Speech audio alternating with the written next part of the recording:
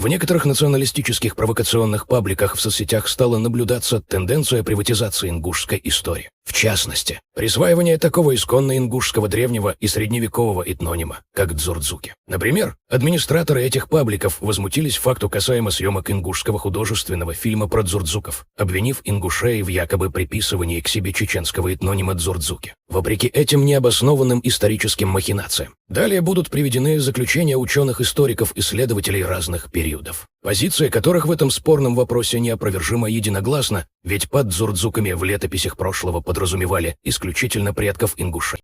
В книге немецкого востоковеда Юлиус фон Клапрота под названием «Путешествие по Кавказу и Грузии» в 1808 годах, изданные в 1814 году, прослеживаются следующие строки. «С давних времен грузины называют верховья реки Кумбалей, на которой живут ингуши, Дзордзукетия, и, как сказано, они получили свое имя от Дзордзука». Немецкий исследователь Карл Генрих Эмиль Кох в своем труде «Путешествие по России» и в Кавказские степи с 1836 по 38 годах приводит описание древней грузинской хроники и упоминает дзордзуков, указывая их именно как предков ингушей. Французский востоковед XIX века Мари, бросив в замечаниях к труду Карла Генриха Эмиль Коха, имея в виду дзордзуков, также подразумевал, что в настоящее время они называются ингушами.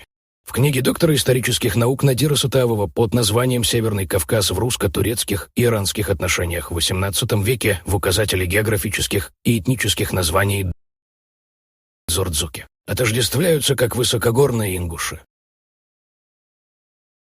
Воспользуемся сведениями из научного труда под названием «Исследование средневековой грузинской историографии», изданном в 2003 году при Католическом университете штата Вашингтон в США. В нем приводится заключение американского историка армянского происхождения Роберта Хьюсена, поясняющее, что дзордзуки, идентифицирующиеся в средневековых армянских источниках как Дурцк, являются предками ингушей. Из дзордзуков, живущих в северу от Дарьяльского ущелья, профессор Хьюсен идентифицирует их дзордзуками, или же Дурцк по-армянски, как предков ингушей.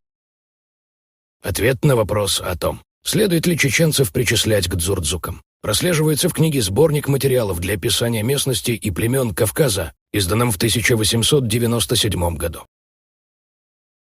Обыкновенно полагают, что дзордзуки грузинской летописи и есть чеченцы, но все это бездоказательно.